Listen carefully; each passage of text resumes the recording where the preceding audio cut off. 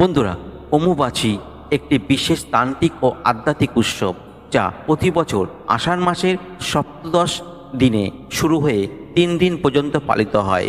এটি মূলত কামাখ্যা দেবীর রজস্বলা হওয়ার সময়, যখন প্রকৃতি মা নিজের প্রাণ শক্তিকে নতুনভাবে আহরণ করে।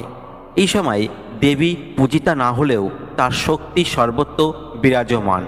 আধ্যাত্মিকভাবে অম্বুবাচী একটি গূঢ় ও গম্ভীর সময়, যেখানে সৃষ্টি ও ধ্বংস, বিশ্রাম ও পুনর্জাগরণের গভীর তাৎপর্য লুকিয়ে থাকে।